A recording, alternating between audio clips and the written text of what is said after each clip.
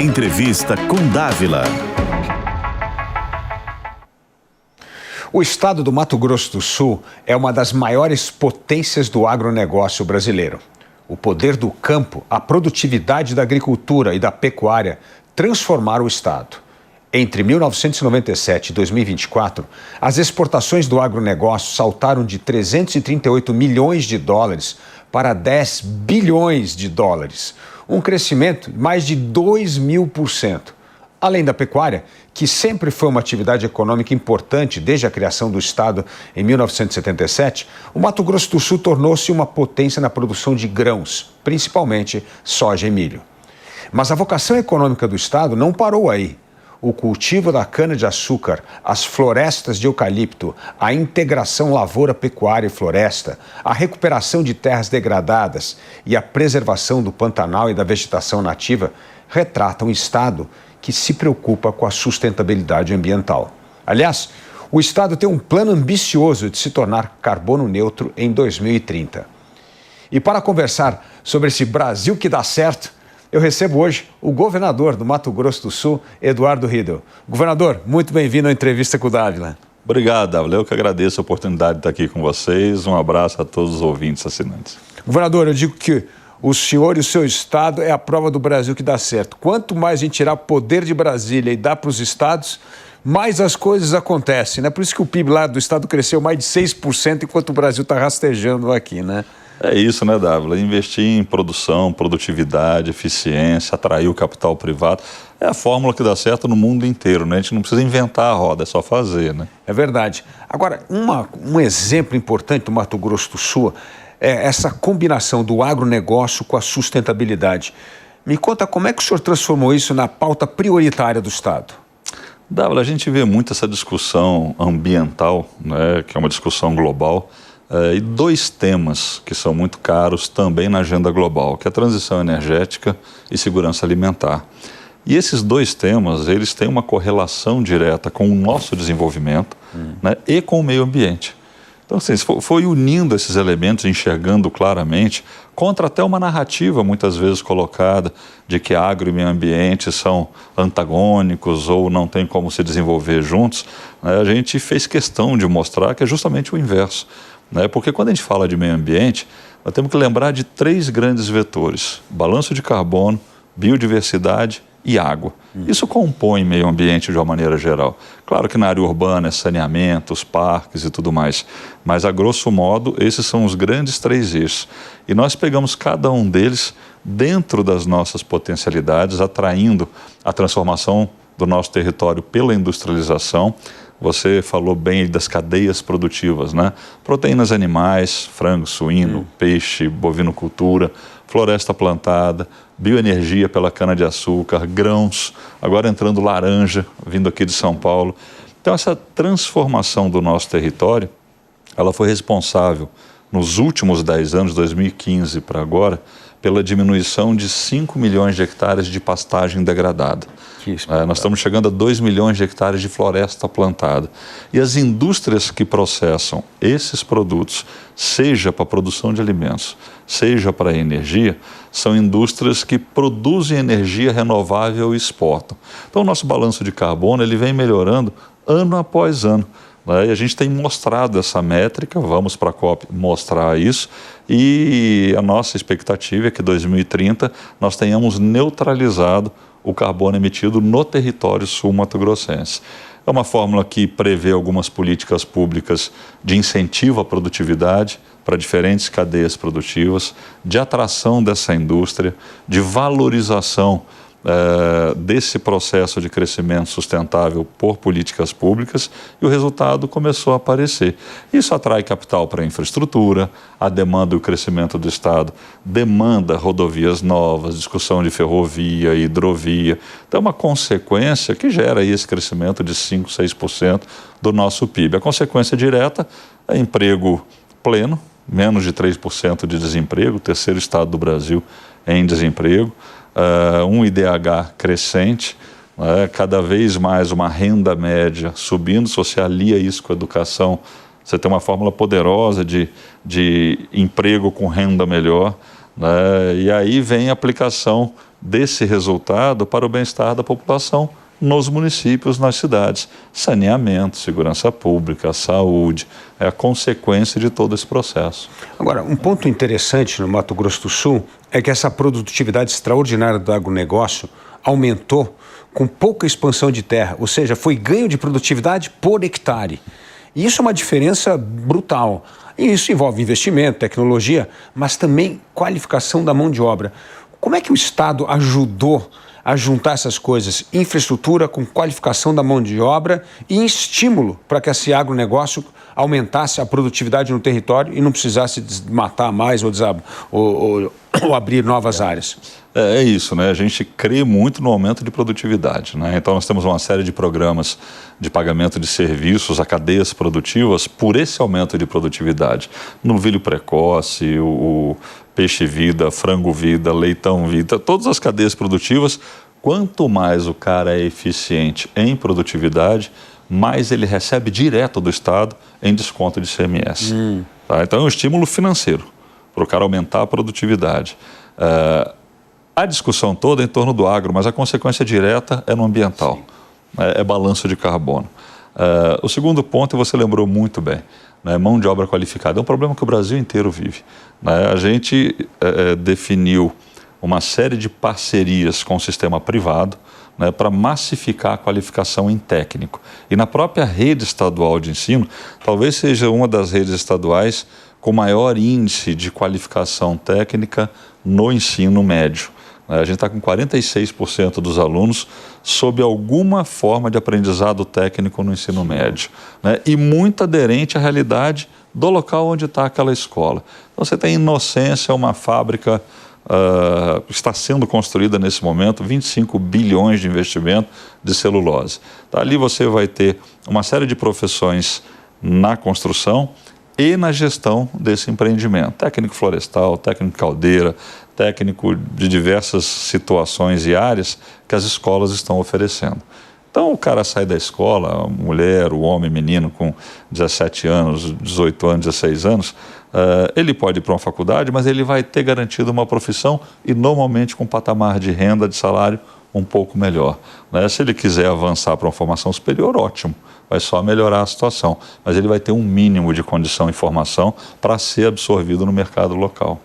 Esse ensino técnico profissionalizante é customizado pela indústria local. Isso é pago inteiramente pelo governo estadual ou isso aí também tem parceria público-privada? Tem parceria público-privada, a grande maioria a gente contrata vagas do privado, certo. O governo do estado contrata, e a gente oferece nas escolas com recursos próprios também. E o privado também oferece direto. Então você tem diferentes modalidades. O que vale nesse caso é a gente liderar essa ação. Falar, olha pessoal, vamos unir esforço em torno desse objetivo que é formar a nossa garotada, né? Que eles saiam da escola com essa capacitação dentro da vocação de cada um. Tem pessoas que falam, não quero isso, quero outra, beleza, mas dentro das possibilidades, no entorno daquele empreendimento, daquelas ações, da vocação da região, ele vai ter oportunidade de se capacitar para ficar ali, né, na região dele. E, governador, me fala uma coisa, essa qualificação do ensino técnico profissionalizante no ensino médio vem ajudando a derrubar a evasão do ensino médio? Porque esse é um grande problema do Brasil. Nós estamos falando que hoje 46% dos jovens abandonam o ensino antes de concluir o ensino médio. Isso ajuda a reter jovens na escola? Muito, Dávila, muito. São dois aspectos que ajudam e que a gente tem construído isso ao longo dos anos. O primeiro é o profissionalizante, né? E o segundo, que é o que deu mais resultado no curto prazo, é a escola em tempo integral. Sim. Hoje nós estamos com 62%, o maior índice no Brasil, de escolas em tempo integral. A garotada começa às 7 horas da manhã, fica até o meio da tarde na escola. E não é aquela coisa de uma grade complementar meio frouxa, fica ali. Não. Com atividades específicas, e a escola em tempo integral ajuda muito a combater a evasão. É uma relação também, uma correlação direta entre os alunos da escola, o fluxo dos alunos da escola em tempo integral e evasão. Então a gente tem crescido na medida do possível, não dá para ser universal na rede, porque ainda temos muitas realidades de família onde o aluno tem que trabalhar, ele tem que buscar um complemento em casa, tem que ir em algumas regiões específicas. A gente respeita muito isso, mas ela está universalizada. A escola em tempo integral está nos 79 municípios do estado, em 62% da rede. Então, o aluno que quiser, ele vai ter à disposição uma escola em tempo integral. E outro desafio na escola tempo integral é a formação dos professores, porque como você fixa o professor na escola, tem que formar numa escala muito maior o número de professores, né? Isso, a formação continuada, esse é outro grande desafio da educação, né? Porque está tudo muito rápido, né, Dávila? Se a gente não conseguir fazer com que esse professor, ele acompanhe toda a mudança que está ocorrendo na sociedade, você imagina agora com o IA nas escolas. Né, com essas tecnologias de conectividade, tudo que está acontecendo. Então, a formação continuada dos professores é um desafio grande. E vocês têm um programa específico? Tem programa estabelecido específico. Nossos professores estão em permanente formação. Tem uma escola específica para os professores de formação. Isso é muito importante. Governador, um dos projetos mais meritórios do Mato Grosso do Sul agora é essa parceria com os municípios. Vocês criaram ali uma central de dados, política mensurada sob costume para cada município do estado. Isso vem ajudando muito uma parceria com os prefeitos. Conta um pouco como é que foi esse programa inovador que o senhor criou no Mato Grosso do Sul. Esse é um programa que dá muito orgulho para a gente, porque normalmente essa relação união, estado, município, é meio que cada um por si, né? E um apontando o dedo para o outro, né? É você. E no Mato Grosso do Sul, independente das questões políticas, né? Cada prefeito, cada prefeita tem a sua relação partidária, ideológica, nós temos a nossa, a União tem a dela, enfim, a gente preza muito o relacionamento técnico com os municípios e as demandas da sociedade. E isso é feito com informação, dados e diálogo, né, com os prefeitos, prefeitas e Câmara de Vereadores. E a gente conseguiu ir construindo esse mapa de demandas, de necessidade, de indicadores de cada município, para a saúde, para a segurança pública, para a infraestrutura. E a gente reúne com os prefeitos, né, e ouve deles e vereadores e vereadoras o que é uma prioridade para o município. E a gente monta um programa de atuação no município meio que customizado, né, tailor-made a partir desse mapa construído. E tem dado um resultado muito bacana, né? A gente tem visto aí a evolução dos municípios do estado de Mato Grosso do Sul de uma maneira extremamente vigorosa, não só na economia, mas na sua própria infraestrutura. E isso reverte, né, em qualidade de vida para o cidadão, para a cidadã. Então é um programa bastante exitoso que o estado desenvolveu ao longo do tempo. E mais do que isso, né, governador? É uma mudança de cultura, porque você ensina os prefeitos a olhar para indicadores, a fazer política pública baseada em dado e evidência para conseguir criar obter os recursos ou criar as parcerias com o governo estadual. Isso é muito legal, né? Porque a qualificação do diálogo, da conversa, ela vai aumentando aos poucos. Isso é muito positivo, né? A gente tem conversa, ninguém conhece melhor o seu município do que o prefeito. Eu não vou me atrever a chegar no município A, B ou C e querer falar para o prefeito o que precisa, mas nós vamos ver junto, né, os dados, o que está acontecendo, o que eles precisam melhorar, o que nós precisamos melhorar, com muita maturidade, sem ficar naquele jogo de empurra, né, de narrativa. Tem um problema em tal área, não, isso é porque o Estado não faz isso, ou isso é porque o município deixou de fazer aquilo. Tem que ir limpando da agenda essa discussão, olhar os dados, como em qualquer negócio, olha o relatório, olha os dados, né, trabalha em cima da correção que deve ser feita em determinada área, seja responsabilidade do Estado, seja do município, até porque, Dávila, o cidadão, a cidadã, quer saber se é município, se é Estado, se é União, ele quer saber do resultado, né, e é isso que a gente tem que ter em foco. Eu sempre falo muito para eles, foco no resultado. Como vai fazer, nós temos que ter a maturidade de sentar e construir junto, né, mas foco no resultado. Esse é um programa que deveria expandir para outros estados, porque acaba aquela relação só de amizade política, aliança política, e passa a ser uma coisa objetiva, em torno de projetos concreta, né, de projetos, isso aí. E qual que é o impacto que aquela política pública vai ter na ponta. Isso é muito bom. É muito legal. Agora, governador, um ponto importante nessa política sustentável que o senhor está fazendo lá, do crescimento sustentável, foi a transformação de um passivo, que são terras degradadas, em ativo. E essa é uma vocação que o Brasil tem numa escala gigantesca. Nós temos milhões de hectares de terra degradadas e se nós transformarmos isso em ativo, ou seja, reflorestamento, recuperação de matas nativas, isso vai trazer muito recurso para o Brasil e ajudar o Brasil rapidamente a atingir a meta de carbono neutro. Conta um pouco essa experiência do senhor lá no estado do Mato Grosso do Sul, que vem fazendo um trabalho exemplar nessa área. Isso é uma transformação completa. Quando a gente induz a gestão da transformação do território, das áreas, e tínhamos lá 22 milhões de hectares de pastagem fora do Pantanal, né? O Mato Grosso do Sul ele tem três biomas, um predominante que é o Cerrado, Pantanal, que é 1/3 do estado, e 2/3 do Pantanal está no Mato Grosso do Sul, e que é um bioma muito característico, e um pouquinho de Mata Atlântica mais ao sul do estado. Mas no Cerrado, que é o bioma majoritário do estado, você ainda tem, né, um volume importante de áreas degradadas.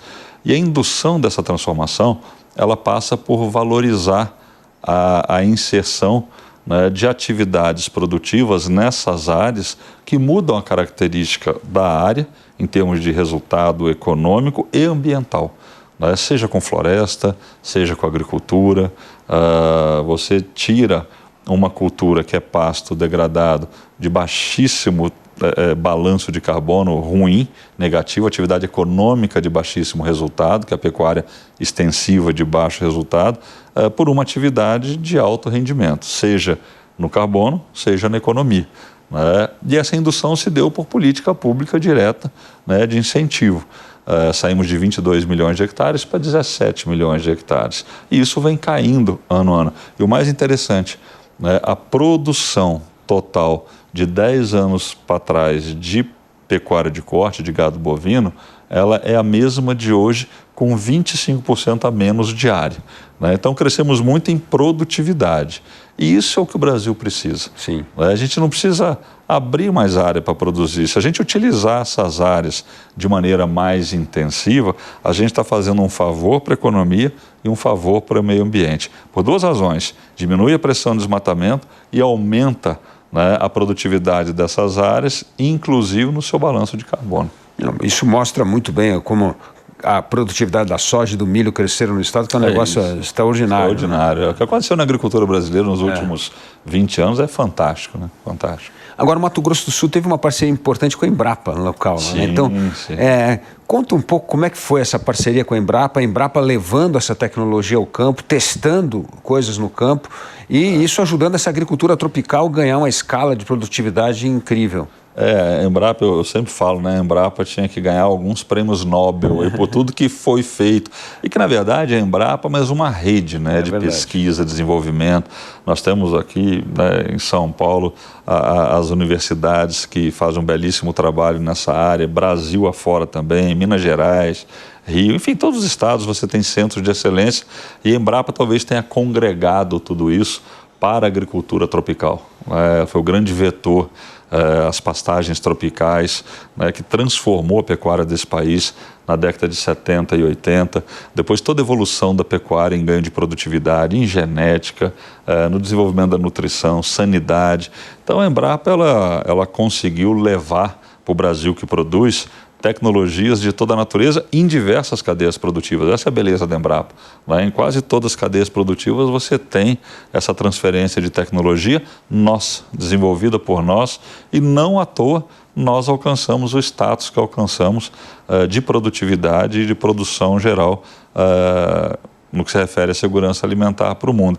Mas ainda, né, nós podemos evoluir muito mais com a mesma tecnologia ou as novas que estão aí, em cima dessas áreas degradadas, né, que não precisa pressionar desmatamento para ampliar a produção. É usar o aumento de produtividade em áreas marginais. Isso dá um efeito sensacional. O Estado tem acontecido isso, explica um pouco dos resultados do Mato Grosso do Sul, junto com a industrialização. E pode ajudar, inclusive, os pequenos proprietários, né? Essa Com parte, certeza, pode com ajudar, certeza. Tem uma renda importante para o pequeno proprietário. E fica essa discussão, às vezes, polarizada também de pequeno, médio, grande, que não faz o menor sentido, né? O nosso grande desafio é que o pequeno tem acesso à tecnologia que o grande tem. Para ele ser tão produtivo quanto, para ele ter infraestrutura também de acesso a mercados. Eu acho que essa é a política pública que a gente tem que colocar, que o pequeno consiga, né, atuar com eficiência, com tecnologia, e tem N exemplos onde isso esteja acontecendo. Claro que depende muito da atividade em que ele está, se é hortifruti, se é produção de proteína animal, se é leite. Cada atividade tem a sua particularidade, mas via de regra, né, a inserção de tecnologia na pequena propriedade muda completamente a realidade daquele produtor. Agora, um ponto fundamental é como transformar a terra em crédito. Isso é a regularização fundiária. Precisa ter título de terra. Esse é um grande desafio dos governos estaduais, inclusive porque tem áreas indígenas, tem terra do governo federal, é meio uma bagunça. E isso prejudica demais essa história da titularização da terra, que é algo fundamental para virar crédito. Como é que o Mato Grosso do Sul está agindo nesse sentido? Olha, nós temos uma das estruturas fundiárias mais bem organizadas do país, Davi. O CAR, que é um instrumento de regularização ambiental, ele tem um índice alto no estado, né, de regularização. Você tem os títulos do estado muito bem embasados e consistentes pela sua história, né? O estado teve na sua história essa constituição e formação de uma base documental muito sólida. Agora, nós temos alguns, não problemas, algumas questões, né? Vamos lá. Alguns assentamentos realizados têm dificuldade de terem seus títulos regularizados. Na divisão, na transferência, no que preconiza a lei. Então você tem uma série de produtores nos assentamentos já maduros que ainda carregam uma baixa regularização dos seus títulos. Esse é um problema, né, que o governo federal e o INCRA devem endereçar. E a outra é a questão fundiária relativa às terras indígenas. Esse é um outro problema, porque você tem as áreas já definidas, já demarcadas, homologadas, e você, por uma falta de um instrumento constitucional claro, quando você interpreta a Constituição de maneiras distintas, você dá margem para uma discussão, e uma discussão que é séria. No caso lá do Estado, quando você tem títulos perfeitos de um lado, onde o produtor, ao longo da história, mostra a sua cadeia dominial e a origem do título, muitas vezes dado pela União à época, a maioria das vezes, né? E, por um outro lado, uma Constituição que não teve aceito o marco temporal pelo STF, mesmo com a legislação posta, você dá margem para demarcações, estudos, ampliações de áreas indígenas que afetam diretamente áreas com títulos perfeitos. E aí está feito o imbróglio do ponto de vista jurídico e muitas vezes resulta em conflito, né? Então esse é um problema sério. E no nosso entendimento, nós temos que definir de uma vez por todas o arcabouço legislativo, né, para não deixar sempre uma janela aberta para interpretações. Agora, governador, é muito estranho, né? Porque essa foi uma das únicas coisas que tem muito claro na Constituição. A Constituição definiu a data do marco temporal, né? Que era a publicação da Constituição de 1988, outubro de 1988. Mas aí o Supremo Tribunal Federal inventou uma nova interpretação de um artigo que é claro, tem data marcada. A Constituição, ela é clara, o Congresso Nacional ratificou essa posição com o marco temporal, né, e o Supremo não entendeu dessa maneira, interpretou diferente. E é isso que gera insegurança jurídica. E por isso os conflitos. Então, acho que o Brasil tinha que buscar, de uma vez por todas, né, um encaminhamento que desse pacificação. Tem várias possibilidades, há grupos de discussão o tempo todo, mas a gente não foi capaz ainda, enquanto público brasileiro, dar essa garantia jurídica, não é ao produtor, é ao produtor e à comunidade indígena. Nós temos que definir de uma vez por todas o que é a área indígena, o que não é, né? Para que a gente não fique... Qual é esse horizonte? Ad eterno nós vamos estar discutindo de quem é a propriedade, a legitimidade. Isso é muito complicado. A segurança jurídica impacta muito nos desenvolvimentos dos estados e do Brasil como um todo. Não há dúvida. Então, nós temos que resolver isso. E afeta, inclusive, investimento em infraestrutura de longo prazo, porque você não sabe mais se o contrato vai ser respeitado ou não. Então, todo esse investimento que nós precisamos em ferrovias, em estradas, portos... acaba sendo afetado. E para falar nisso, um assunto fundamental ligado à infraestrutura e também à questão ambiental é o saneamento básico. O marco do saneamento hoje determina que nós precisaríamos universalizar o saneamento em 2033. Como é que está esse projeto de saneamento no Mato Grosso? Olha, Dávila, lá no Mato Grosso do Sul... No Mato Grosso do Sul. Lá tem esse hábito, viu? Não passa de jeito nenhum. Mato Grosso do Sul. Mato Grosso do Sul. Adoro o Mauro Mendes, meu amigo, mas lá é Mato Grosso do Sul. Dávila, nós vamos ser... Até estava conversando com o governador Tarcísio, né, que fez toda essa operação da Sabesp agora. Antes do marco do saneamento, nós já havíamos feito uma PPP, para poder endereçar a solução do saneamento no estado. E nós vamos ter universalizado o saneamento em Mato Grosso do Sul em 2028. Vai ser o primeiro estado do Brasil. Hoje nós estamos com 74% de cobertura, acima de 90% é universalizado, e nos 68 municípios que a nossa concessionária detém o saneamento e a distribuição de água, esse serviço vai estar universalizado. Então, é um marco extremamente relevante. Nós estamos fazendo investimentos robustos todo ano, né, em ampliar a rede de cobertura, novas estações de tratamento. Municípios que até ano passado era 0 de cobertura, né, daqui a 3 anos vai estar 100%. Então é gratificante a gente ver que quando você, aquela história de novo, né, convida o capital privado, faz bons projetos para que a sociedade ganhe. Né, eu não tenho dúvida que essa fórmula ela tem funcionado para infraestrutura como saneamento, para infraestrutura rodoviária, ferroviária, fluvial, discutindo as hidrovias sob forma de concessão. Então o Brasil ele precisa de bons projetos para o privado vir atuar. E a gente tem feito muito isso no Mato Grosso do Sul em diversas áreas, né, da demanda de investimento para a sociedade. Espetáculo. Esgoto tratado e água tratada. A água chegou a 99% de qualidade. Certo. Né, uma água de alta qualidade, já é universalizado, 99% de cobertura com alta qualidade. Esgotamento sanitário 74%, em 28%, daqui a 2 anos, Ótimo, né, 2 anos e pouco, a gente ultrapassa os 90%, que é considerado universalização. E, governador, uma questão importante hoje é a segurança pública. E o Mato Grosso do Sul tem essa fronteira com o Paraguai, que sempre é um lugar de muita tensão, onde o crime organizado cada vez domina mais a questão de fronteira para passar droga, armas, etc. Como é que o senhor está lidando com esse tema fundamental? É um tema do momento, inclusive, né? A gente está vendo aí o que aconteceu no Rio e o temor aí dos grandes centros em relação a essas facções, crime organizado, né? E lá no estado a gente tem uma segurança pública que ela é desafiadora no que diz respeito a esse tráfico internacional. Tá? O ambiente de segurança no estado e os indicadores, eles são bons. Né? Nas cidades, nos municípios, é um estado relativamente tranquilo nesse sentido. Agora, esse tráfego passa por lá.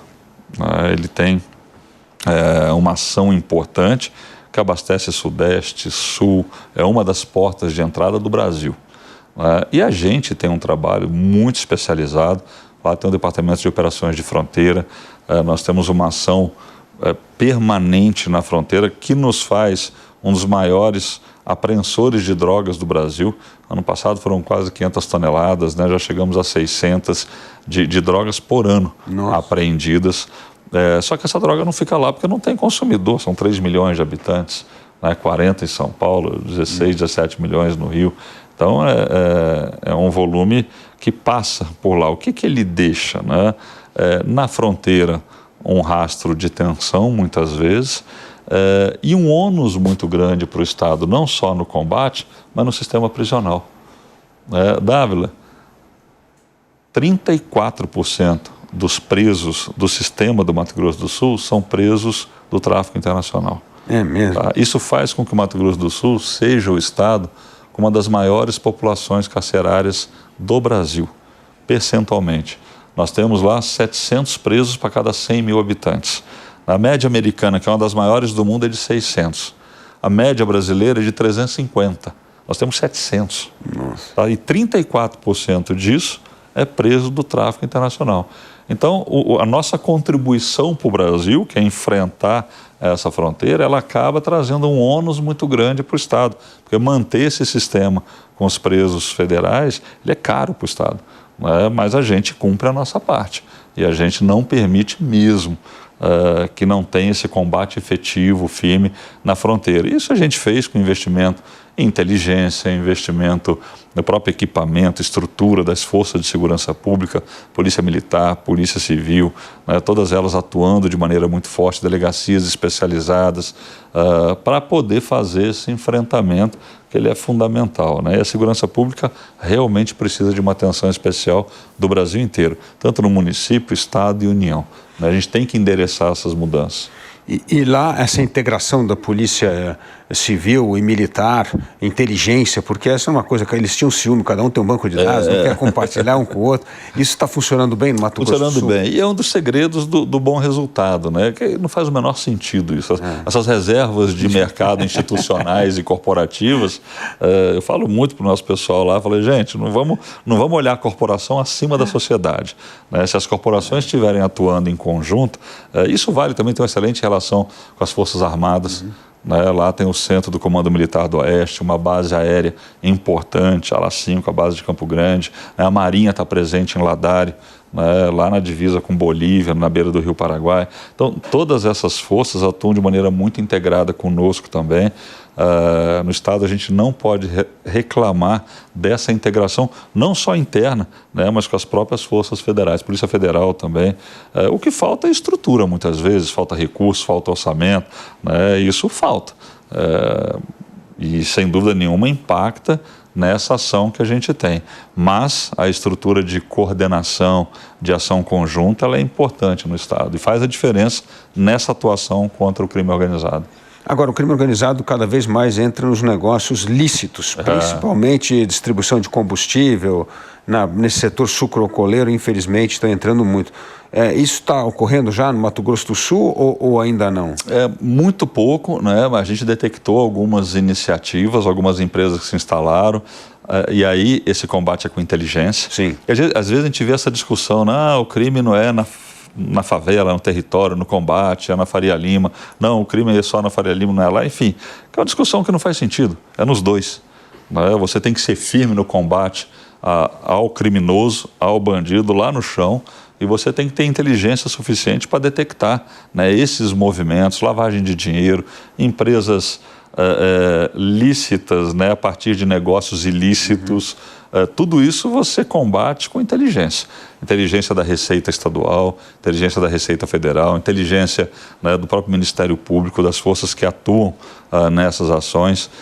Nós tivemos e temos, né, algumas empresas assim, que a gente detectou, vai para cima, desmancha o negócio, mas é muito pouco perto do que acontece, né, Brasil afora. Então a gente tem uma segurança pública onde essas facções ela ainda não conseguiram se impor ao Estado, né?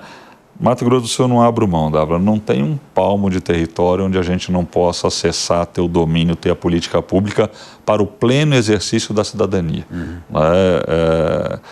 Eu trabalho bastante com as políticas públicas para as comunidades indígenas, porque elas estão carentes e não se confunde com a discussão fundiária provocada por uma omissão legislativa clara.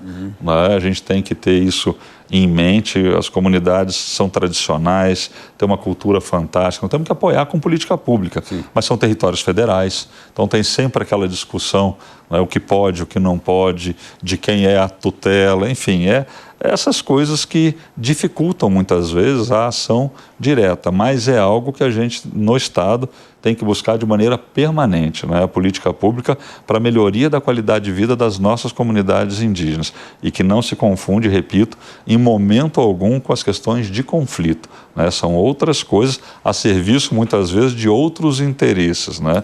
É importante que se diga isso. É verdade. Agora, governador, essa mistura de agronegócio, sustentabilidade, com indústrias, a agroindústria instalando ali, pesquisa da Embrapa, vem abrindo o campo para uma nova vocação do Estado, que é a bioeconomia. Como é que a bioeconomia está sendo desenvolvida no Mato Grosso do Sul, a meu ver, de uma maneira exemplar? com essa força, né? Quer dizer, primeiro você falou muito bem, ciência, conhecimento, tecnologia, né? Capital privado, governo que cria ambiente de negócio, né? Quer dizer, não dificulta, facilita. A gente não tem uma lógica ambiental punitiva. É claro que a mão do Estado ela vai pesar quando for criminosa, quando for uma ação que assim exige, mas é uma lógica indutiva, de estímulo. Faça direito, faça com sustentabilidade, preserve, use o melhor sistema possível para você mitigar dano ambiental. Isso é uma formação de uma estrutura que vai só se solidificando, né? E o resultado é esse que a gente está vendo.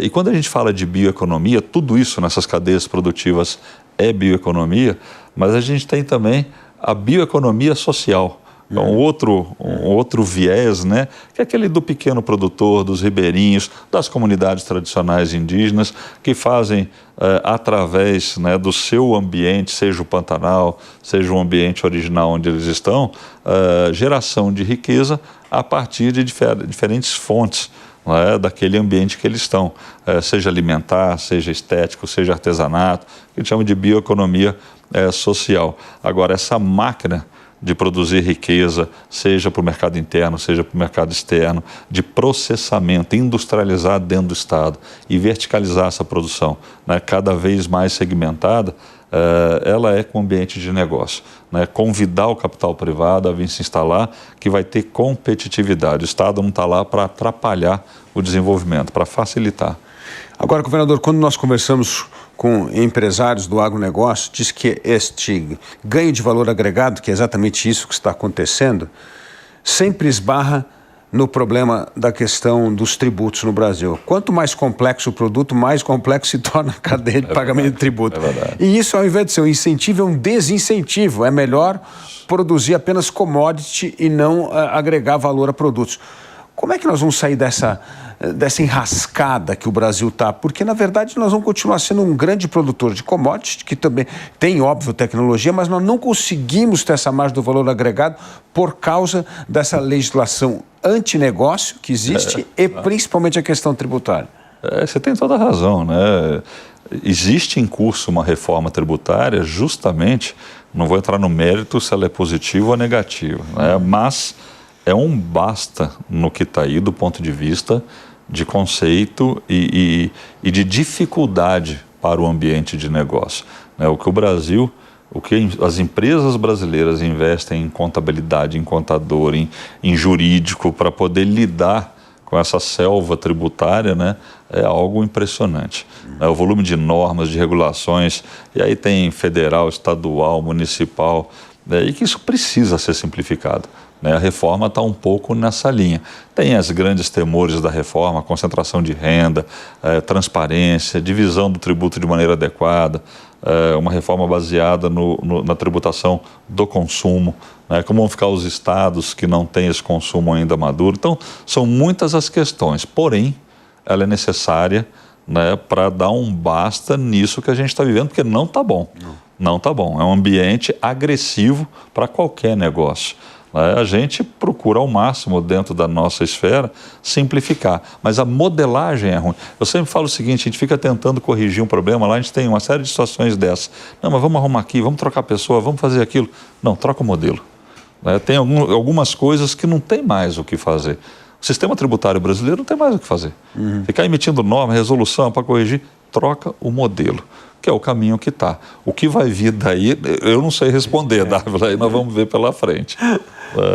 Governador, outro ponto interessante no Mato Grosso do Sul é esse investimento importante em infraestrutura que está chegando. Nós precisamos muito de ferrovias, nós precisamos escoar safra, nós precisamos armazenar safra. O Brasil só armazena 16% da safra e isso é um enorme problema quando nós temos uma safra que não é tão boa, que tem algum problema e tal.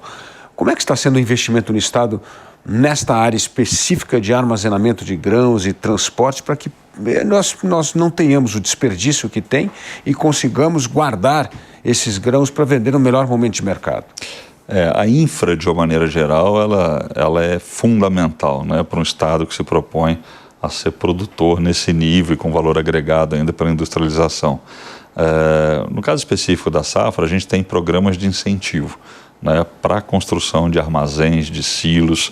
Essas indústrias que vieram na produção de etanol de milho, elas fizeram um trabalho fantástico de armazenagem, né, porque elas estocam para o ano inteiro. Então, imagina um volume importante da produção sul-mato-grossense, que foi feito esse investimento nos últimos 2, 3 anos. Então, a nossa capacidade estática hoje é muito maior do que a média brasileira, ela cresceu muito, ainda deficiente, né, precisa continuar esse processo, que é produtores industriais trabalhando nesse investimento. E a infra de base que dá competitividade, rodovia, ferrovia, hidrovia. E eu tenho uma premissa que a gente compartilha com o nosso time e as lideranças do Estado, que é todo bom projeto, vamos atrair o capital privado para executá-lo. Né, que a gente ganha capacidade de investimento, acelera investimento, deixa o projeto e o ativo mais bem gerido ao longo do tempo, né, e o resultado é aumentar a competitividade. Então a gente virou cliente assíduo aqui da B3, e o Estado é uma máquina de produzir bons projetos para trazer para o mercado. Né, com muita transparência, muita abertura, a B3 faz todos os nossos leilões, né, e isso trouxe já mais de 30 bi para o Estado em investimento, desde saneamento, conectividade, rodovias, né, ferrovia deve ser ano que vem, geração de energia renovável. Então, muitos projetos na área de infraestrutura que o Estado procurou o mercado para que houvesse esse aporte. E um ponto importante, esse investimento vai ter enorme impacto no PIB. O PIB já vem crescendo no Estado. E isso mostra uma coisa curiosa, né? O Brasil que cresce está longe de Brasília. O Brasil que cresce está aí perto da produção, está ajudando o produtor a aumentar a sua produtividade e competitividade, a não criar dor de cabeça para aqueles que investem, produzem, trabalham no país. Como é que nós podemos fazer, governador, um movimento dos governadores para cada vez mais empoderar os estados, tirar poder de Brasília e transferir poder mais para os estados? Nós temos as Consud, temos essas ligas de governadores, consórcios de governadores, mas como é que nós podemos fazer de uma maneira sistemática? Porque o problema sempre vem de Brasília. Quanto mais essa centralização tenta interferir nas políticas locais, mais dor de cabeça cria e menos solução cria. Como é que nós podemos fazer de uma maneira sistemática? Dávila, faz tempo que eu não ouço no Brasil uma discussão sobre reformas. A gente passou por algumas reformas importantes no Brasil, do sistema bancário, das comunicações, das privatizações e concessões, né, da própria economia, da moeda, da reforma trabalhista, que ainda precisa avançar, reforma da Previdência. Né? Há quanto tempo o Brasil estagnou numa discussão menor, numa discussão do dia a dia, dos interesses políticos, Estado, tal. Então eu não vejo outro caminho que não seja continuar um profundo ataque, né, aquelas barreiras e aqueles muros que impedem, todo mundo sabe quais são. Está diagnosticado. Agora, tem que ter liderança para enfrentar essas reformas. Uma reforma administrativa que está lá no Congresso, discute, trabalha com carreira, mas essa discussão da relação federativa passa por uma reforma administrativa, passa por uma reforma política. Sim. Passa por uma reestruturação do modelo. Eu acho que a gente está com um esgotamento de modelo. E a gente fica tentando melhorar, arrumar e tal. Eu acho que a gente tem que dar uma alteração mais profunda um pouco, que só uma reforma, ou algumas reformas, elas podem endereçar. E o grande desafio de você fazer reforma, seja num Estado, seja na União, é liderar o Congresso Nacional. E ter uma pauta e uma agenda muito consistente para que isso ocorra, como a gente já viu acontecer no Brasil. O Brasil fez reformas importantes ao longo da sua história, mas faz tempo que a gente não discute com mais profundidade. Acho que a gente se perdeu um pouco na discussão mais ideológica, mas de uma certa forma rasa um pouco, sem aprofundar na discussão mais consistente. Até por isso parabenizo o seu programa, porque dá valor a uma conversa de mais qualidade, porque a gente precisa atuar em torno das reformas.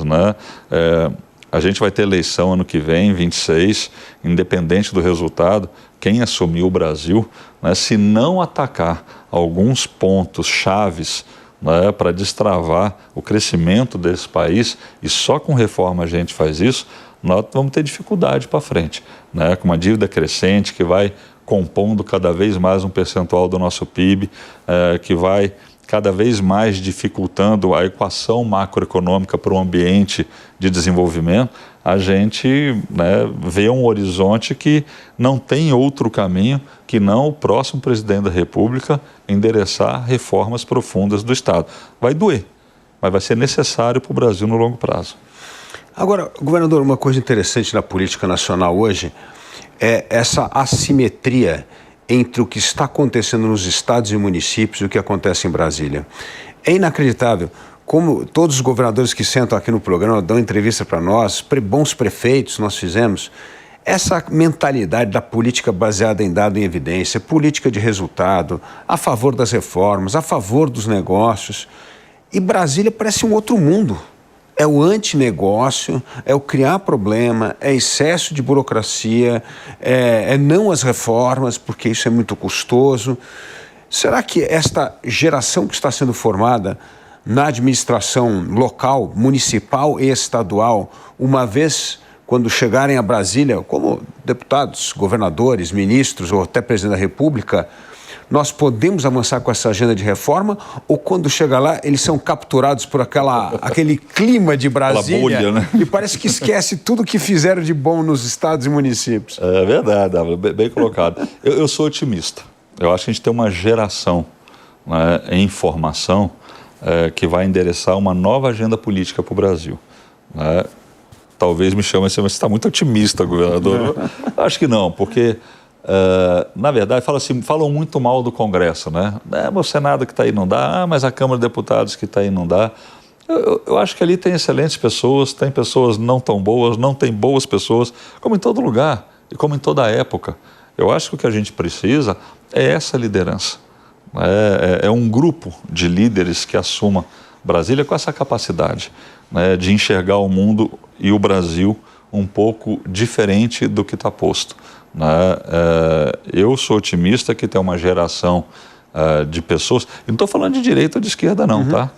Tem pessoas da esquerda, tem pessoas da direita, tem pessoas do centro, tem de tudo aí, mas tem uma geração de políticos que eu acredito que possa endereçar uma política diferente, uma mudança de modelo, que sabe que precisa passar por reformas. E dou um exemplo, né? Veja, vamos dar o exemplo do nosso presidente atual. Há 20 anos atrás, quando candidato, não se discutia privatização ou concessão dentro do partido dele. Era proibido.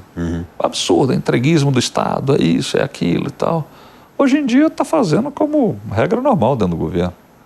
Então veja que a agenda ela se impõe. O que não pode é a gente atrasar a agenda que a gente sabe que vai se impor. Porque a gente atrasa o país. Então, o que a próxima liderança, os próximos líderes, eles vão ter que acelerar essas agendas que a gente sabe que precisa de reforma, a gente sabe do equilíbrio fiscal, a gente sabe do ambiente tributário. A gente precisa acelerar esse processo para não atrasar o país e mobilizar corações, mentes do Congresso Nacional, as boas pessoas, para ir junto e construir junto essa mudança. Então eu acredito, né, que a gente está chegando num ponto de saturação onde essa mentalidade ela está mais bem formada nas lideranças que estão aí, né? Posso estar sendo otimista demais, mas eu acredito, Davi. Mas, governador, tem um ponto bom aí que o senhor tem. A primeira história corrobora um pouco o que o senhor está falando, que é o seguinte: o Brasil só faz grandes mudanças quando há um esgotamento de modelo. Infelizmente, se não há esgotamento de modelo, nós tentamos postergar as reformas, né? E segundo, uma mudança de mentalidade que vem com essa nova geração que está sendo formada. E nisso eu queria fazer uma pergunta para o senhor. O Senado, nessa eleição de 26, pode ter uma geração extraordinária de bons senadores, que são os ex-governadores, voltarem a ocupar o Senado com essa mentalidade reformista e descentralizadora. O senhor é otimista em relação a isso? Eu sou. Eu acredito que a gente, como eu disse, essa geração ela está aí se colocando na Câmara dos Deputados, no Senado, ministros, enfim, lideranças. Nós temos aí excelentes quadros com essa perspectiva que a gente tem que buscar promover no âmbito nacional. Eu acredito que o Senado é uma casa altamente relevante, por ali passam as grandes decisões da República Brasileira, né? E ter um Senado concatenado com essa visão de que a sociedade precisa de mais resposta da política em Brasília, né, num Senado não distante da realidade, do chão, e para isso é entregar um pouco mais aos estados, cobrar um pouco mais dos estados que não entregam. É uma relação de mão dupla o tempo todo, mas o Senado é uma casa que pode certamente ajudar muito nessa transformação. Quando eu falo de liderança, não é a nova liderança do presidente da República, é um conjunto de lideranças e que certamente o Senado vai ter e vai compor uma boa parte delas, né? Por isso que eu sou otimista, eu acredito nisso. Aliás, a pauta do Brasil está dada para essa nossa conversa aqui. Nós não precisamos de mais produtividade e competitividade, nós precisamos de mais segurança jurídica e segurança pública mesmo. Mais eficiência. E mais eficiência, o Estado eficiente. São os 3 pontos. Se a gente tiver essas 3 coisas, a gente E para isso precisa de reformas. Precisa de reforma.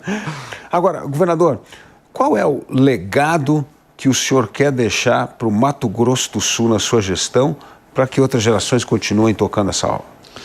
Muita gente, quando a gente fala de legado, né, muita gente lembra de obra. Qual é a grande obra que você fez? É uma ponte, é uma estrada, é isso.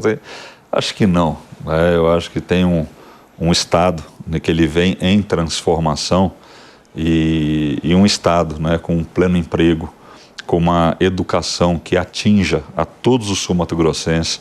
Eu estou perseguindo a eliminação da pobreza extrema. Um Estado que cresce 5% ao ano e tem educação de base boa, não pode ter bolsão de pobreza extrema. E nós somos o menor índice de pobreza extrema do Brasil, né? Menos de 1,7%. E nós estamos atuando firmemente para poder retirar essas pessoas dessa condição. O programa social ele é necessário e fundamental para ali, tá? Mas dali nós devemos tirar essa pessoa. No máximo, nós não podemos permitir com que essa pessoa tenha o filho com o mesmo destino. Nós temos que tirar da condição de pobreza extrema os poucos sul-mato-grossenses que ainda estão lá, relativamente comparado com o restante do Brasil. Então, eu acho que o legado é um Estado próspero, é um Estado que respeita, né, a sustentabilidade, seus biomas, os processos de balanço de carbono, que são fundamentais para a nossa economia futura e para a nossa sustentabilidade, educação de qualidade. Eu acho que esse equilíbrio, né, é um Estado que pode fazer a diferença na vida das pessoas, é o que a gente tem buscado. Né? Eu acredito muito nisso. O Mato Grosso do Sul pode se tornar essa referência nessa política do agro crescendo com o meio ambiente um carbono neutro, como o senhor mesmo colocou como meta em 2030. Como é que o senhor prepara a próxima geração para assumir isso? E aí eu pergunto 2 coisas. O que o Estado está fazendo no sentido das reformas locais, principalmente reforma administrativa, previdenciária, equilíbrio fiscal, isso é uma coisa que já tem há muito tempo, mas principalmente essas reformas importantes. E segundo, a reforma do que eu chamo da renovação política, algo fundamental no Estado. Fundamental. Eu acho que as reformas, elas são permanentes. O ex-governador, eu fui secretário, o ex-governador que vai concorrer ao Senado, uma dessas novas lideranças, ele atuou muito forte em reformas, participei diretamente disso. Né, das possíveis dentro do Estado, ele fez. Temos que avançar mais. Né? Então, nós estamos sempre desenhando aquilo que é gargalo para a gente poder provocar, né, a Assembleia Legislativa e a discussão política para criar cada vez mais um ambiente mais favorável ao desenvolvimento. E a nova formação política, eu vim do setor privado, sou do setor privado, estimulo demais as instituições representativas a participarem da política. Eu vi uma geração de prefeitos e prefeitas agora serem eleitas na última eleição. Eu fico muito feliz. Gente qualificada, gente preparada, gente que quer fazer da política um instrumento de transformação. Por isso que eu sou otimista, né? A gente tem que, a partir das nossas agremiações partidárias, promover cada vez mais o bom debate, a boa discussão. Né? Cada partido tem sua fundação, a sua área de aprendizado, de ensino. Então, acho que a gente tem que provocar essas boas pessoas, porque a gente tem que sair daquele modelo de achar que, não, eu não mexo com política, eu estou longe de política, eu não gosto de política. A politicagem, realmente, ela é horrorosa. né? Só que tem uma geração enorme de pessoas bem intencionadas querendo e participando da política. E eu acho que isso vai ser vetor de transformação. Eu, particularmente, estimulo muito isso. E uma das reformas é a política. Acabar com a reeleição do executivo. Né? Não é possível mais a gente ficar 4 anos, aí você trabalha 2, aí tem uma eleição, aí já começa a pensar na próxima eleição. Quer dizer, acaba com esses 5 anos, está ótimo. Se for 4, se for 6, não interessa. Acaba com a reeleição do executivo. Eu acho fundamental. Né? A gente vai, quem tiver à frente ali vai passar 5 ou 6 ou 4 anos, né, numa agenda de evolução das reformas e das ações, sem ficar pensando na próxima eleição. Né? E isso é comungado por boa parte dessas novas lideranças que estão aí. Então a gente tem coisas para serem endereçadas que são rápidas, são objetivas e ajudam muito a transformar o ambiente. E o Estado, ainda bem, né, tem uma geração muito boa sendo formada e chegando na política. Uma outra reforma importante política é o voto distrital. Parece que vai entrar em votação agora, parece que há um movimento no Congresso Nacional para aprovar. O senhor é a favor do voto distrital? Eu sou a favor do distrital misto. Sim, né? sim. Acho que sim. Né? Você aumenta o compromisso daquele candidato naquela região, acho importante. Contra a reeleição, né? Acho importante também. E aí a gente, sou a favor dessa mudança que está tendo, da diminuição do número de partidos a partir do coeficiente eleitoral.